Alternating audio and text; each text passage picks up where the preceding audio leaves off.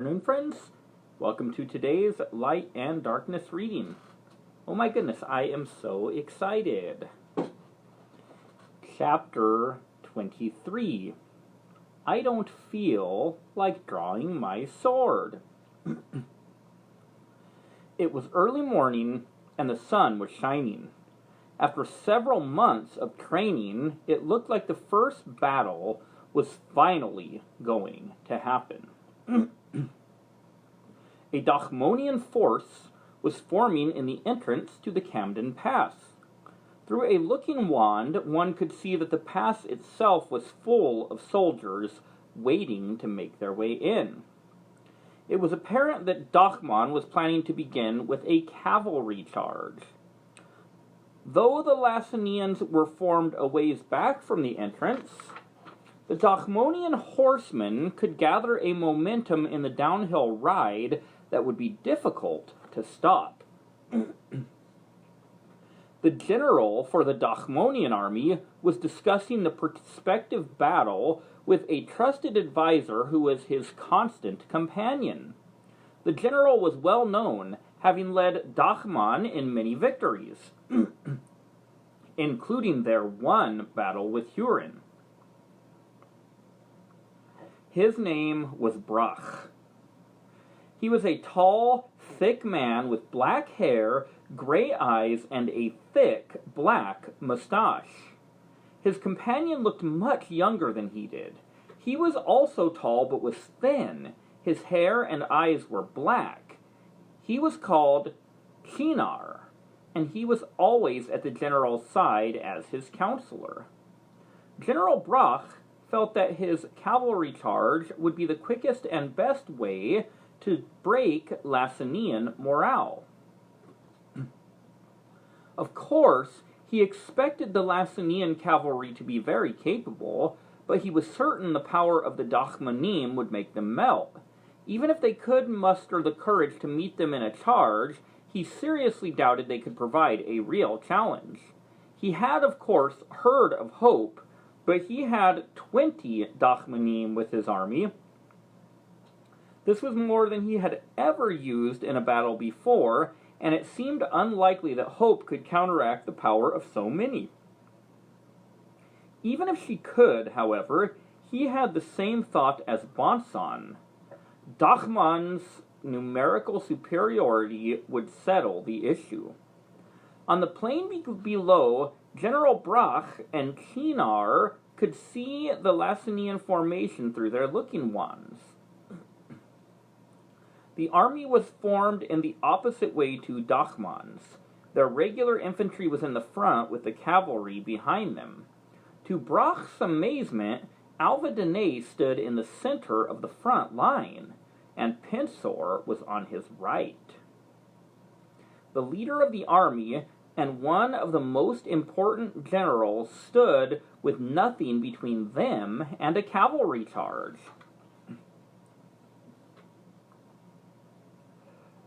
Alva Denay may be a good sword, Brach said, but it's clear he has never been in a war. I think we might be able to win the war for all practical purposes today. If Denay falls, then surely the Lacinian army will fall soon enough. So much of their morale rests in him. Something seems wrong, General, Chinar said. Remember that he is the son of Al-Salah Denay. 4 of our Dachmonim underestimated him, and they are no more. We must not make their mistake. I agree that we should never underestimate an enemy, Brach replied, but Denay seems to have overestimated himself.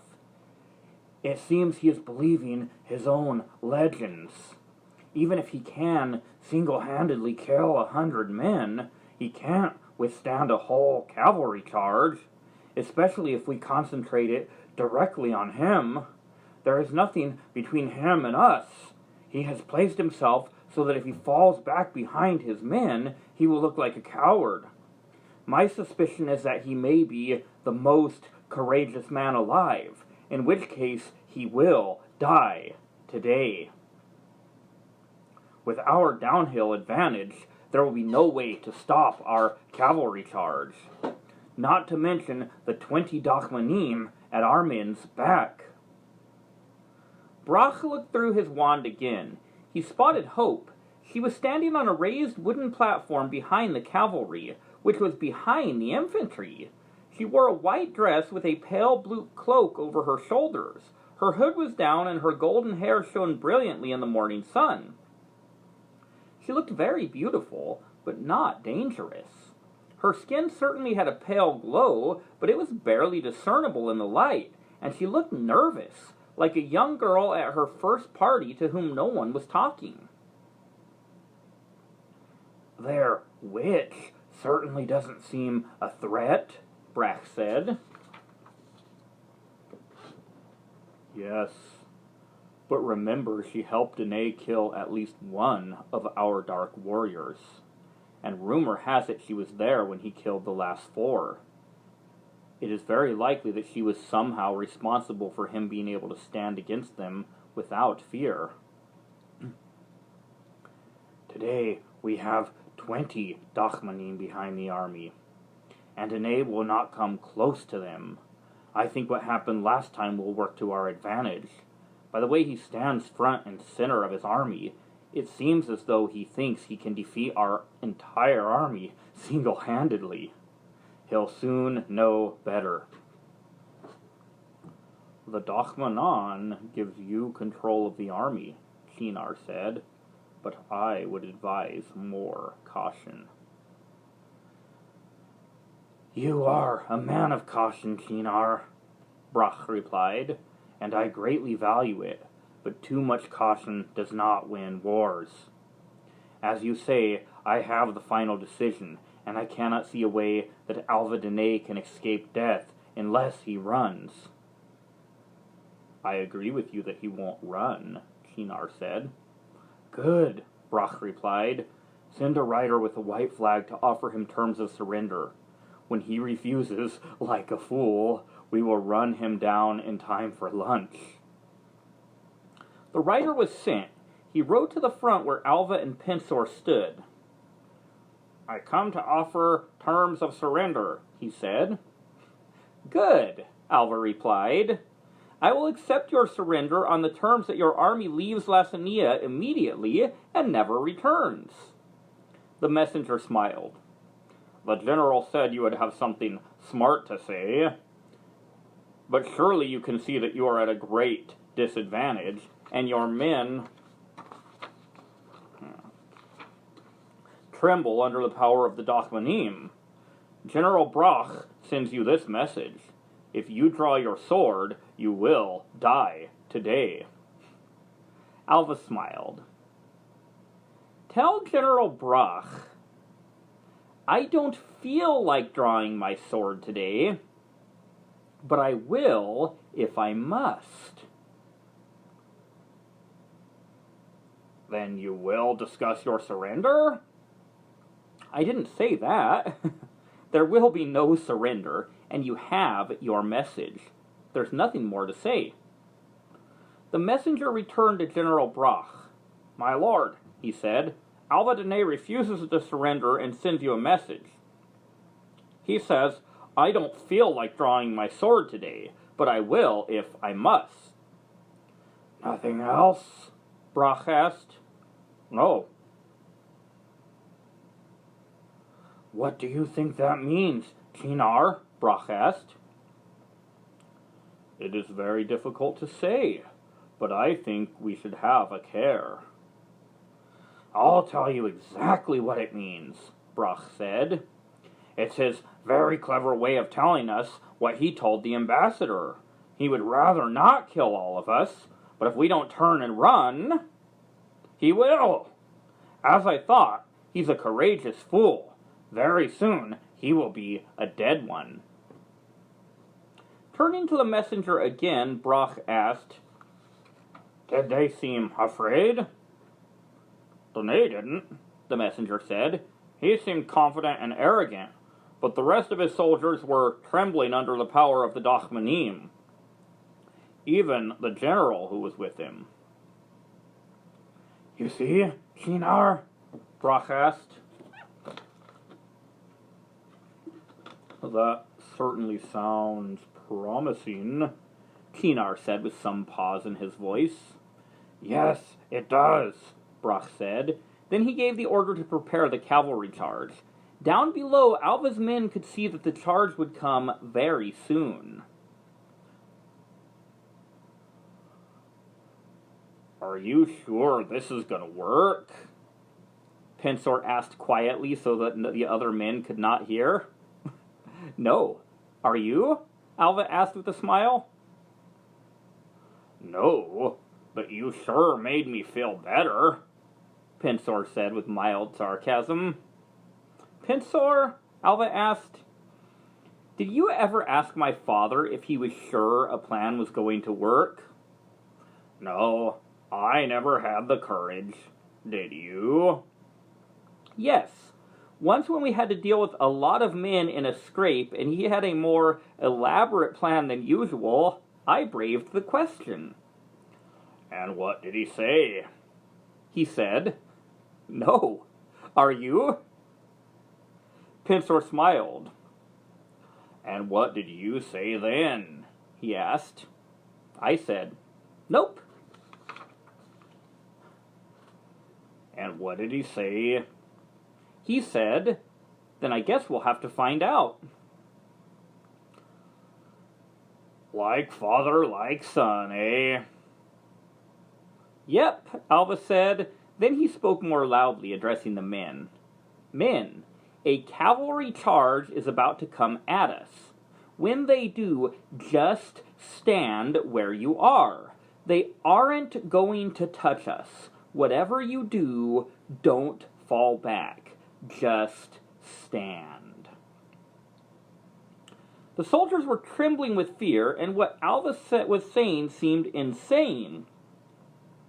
But they knew he had killed 4 Dachmanim single-handedly. They could either trust him or run away and forfeit the war.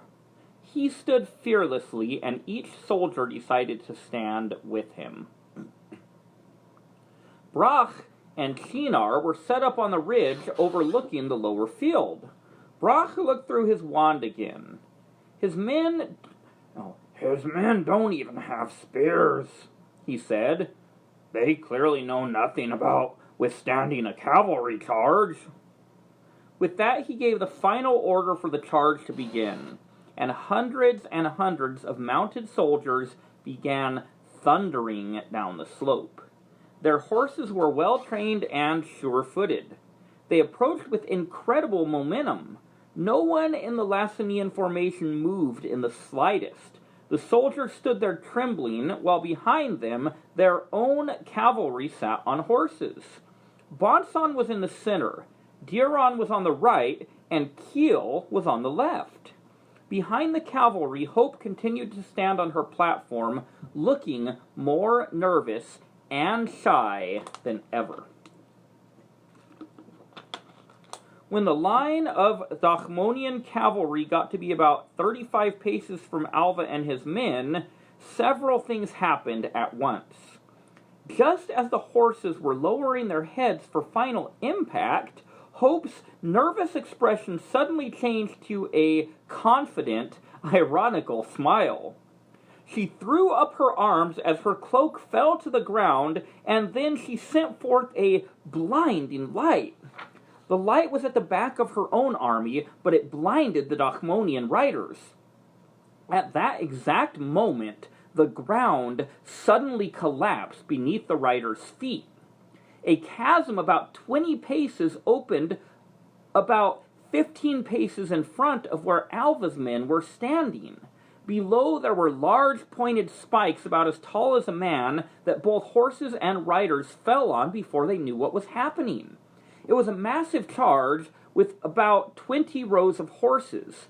With the blinding light and the sudden collapse, all but most of the last 5 rows rode directly into the chasm. to either death or serious injury for both horse and rider. The rest, being well-trained men on well-trained horses, were able to stop their horses just in time, but their eyes were still blinded by Hope's blazing light, and they did not see what was coming. The instant Hope began to shine, the Lacinian cavalry immediately began a charge of their own. With the light at their backs, they could see perfectly well.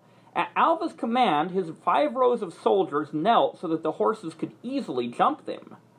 They rode with a fury. Led by Bonson, they leapt over the chasm and plowed through the remainder of the Dachmonian cavalry with a mighty crash. Bonson had never jousted with a sharp point before, but his skill was precise and his strength incredible. He skewered 5 riders on his lance before casting it aside, looking like a kebab of Dachmonian riders. Then he drew his sword and pointed it forward. The Dachmonian cavalry was being followed by a huge division of infantrymen who were jogging along some distance behind. Their job was to clean up whatever the cavalry might miss in their charge. Bonson and his riders rushed them head-on, while the confused Dachmonian soldiers were trying to figure out what was going on. Leishen was so fast that all the other riders fell a good way behind Bonson. The pride of the Twin Kingdoms was unstoppable. He rode deep into the enemy force, cleaving one soldier after another from the top of his mighty horse. Confused as the enemy was, the Lacinian cavalry sustained very few injuries from either riders or foot soldiers. Alva and Pincer were both worried that Bonson would ride too far ahead and expose himself to danger, but the heat of battle was on him. Alva had given him a specific mark which he should not ride past, and he pulled up Leishen just short of it. The Dachmonian cavalry and infantry units that Brach had sent were now demolished, but Alva's plan had not finished yet. Though he had been almost dead when Hope arrived at the dry lake, he was able to take a lesson from the experience. At one time, he had not known that it was Hope giving off the radiant light, but when he found out, he tucked it away as an important bit of information that the Dark Warrior had forgotten about, or that the Dark Warrior had forgotten about his presence when she showed up. He thought this might happen again, and he was right. The gazes of the 20 Dachmanim standing on the ridge had been fixed on the infantry that Alva stood with. But when Hope began to shine, they all automatically fixed their eyes on her, trying to counteract her power. As the Lacinian cavalry rode forward, the 100 best Lacinian archers, led by Chad and Shinar, rode behind them. Each archer had been specifically trained by their 2 leaders to hit a target with a longbow from a very great distance. As the cavalry rode down the Dachmonian infantry, the archers dismounted when they were close enough, and each of them took aim and simultaneously shot at the unsuspecting Dachmanim. There were 5 archers to each Dark Warrior, and almost every arrow found its mark. As the Dachmanim fell, Bonson held up his sword and shouted at the opposing army, "Alva Dene welcomes you to Lacinia. You will not be staying long, but the mode of your departure is up to you."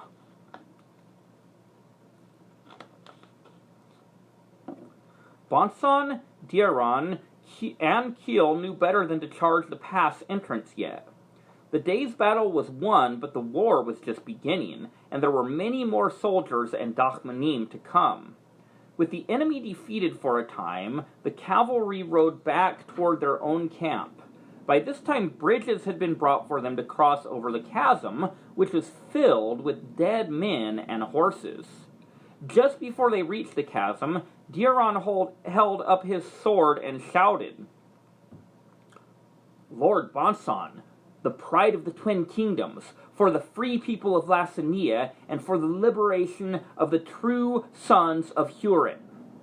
The army began to cheer and shout Bonson's name. Bonson was visibly pleased. He had not been cheered for like this in a long time.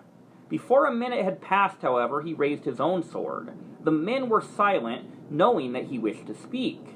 He shouted, "Lords Deiron and Kiel, the Lacinian cavalry and the Lacinian archers, for the triumph of light over darkness. Bonson for his master, Alva Denay, and for Lady Hope the Luminary, who has given us victory on this day." Then the men turned toward Hope and began to cheer for her most loudly of all. She was visibly embarrassed and got off her platform as fast as she could. Broch had been temporarily blinded because he was looking through his wand when Hope let loose her radiance. When he was able to look again, he found Alva still standing in the same position with Pensor and his men. It was as though Alva somehow knew he was looking at him at that moment. Alva seemed to look right at him. He smiled, winked, and waved his right hand. Then he stopped and stared at his hand as though realizing it was empty. The message was clear. Broch had been unable to make him draw his sword. "I'm going to roast him on a spit!" Broch shouted. "Yes, it was not very nice of him to outsmart you," Chinar said.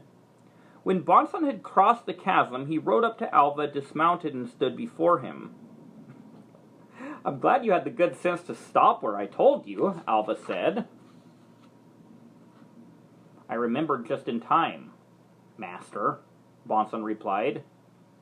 "Good," Alva said. "Remember, you're a lot more valuable to me alive than dead. And call me Alva."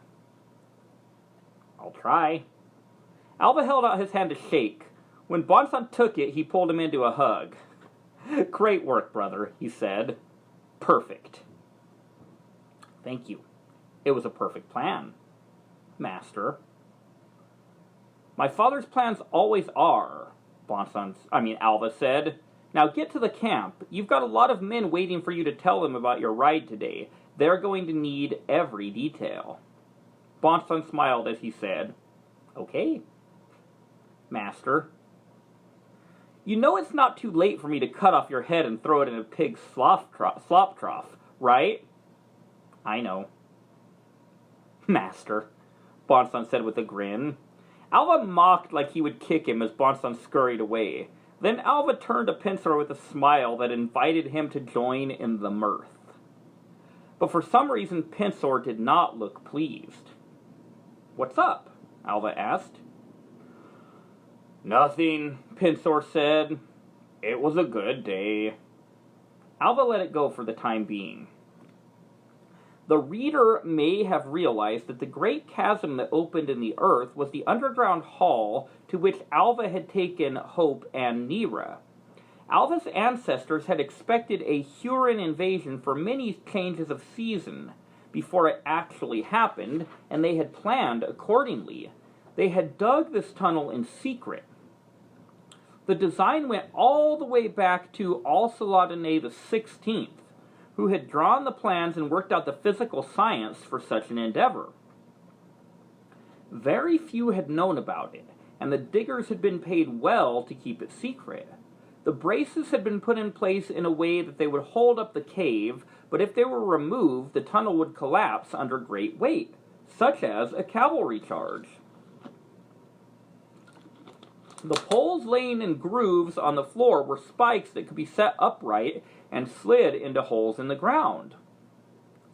This cave was a marvel of underground engineering, and Alva had no head for such things, and this is why he had needed Hope's help. During the war with Huron, Alva's father had planned to use this chasm as soon as the Hurons had regrouped from their last rout and mounted their own cavalry charge. The great betrayal had happened first. Al-Salah had revealed this secret to his son and told him to reveal it to either his own son or some other trusted person if he never had a son. He had showed him the cave on their way to Huron many years ago. Alva did not know whether, with all the years of sitting, the chasm would still fall if the braces were removed. Once Hope and Nera were inside of it, he took the plans drawn by Al-Salah Dene the 16th out of a satchel and let Hope read them. Then they walked through the chasm while she inspected the braces. Hope was amazed at the brilliance of this work. She took delight in reading the plans and was very excited to inspect it. It made her feel very good that Alva needed her help with this. He usually seemed to know exactly what to do about everything. She was bothered by the severity of this trap, but understood its necessity. She made Alva promise her that if any horses survived the fall, she would be allowed to try to heal them before they were put down. Of course, this went for men, too. Those horses will have spent their lives having their minds ruined by Dachmann, Alva said. I know, Hope said, but I think I could heal their minds, too. I don't think I could do that with people necessarily, but animals are so much easier to deal with. Their minds are so much simpler. Well, they'll all be yours, my love, Alva said as he pondered her insights into animals and people. Until tomorrow.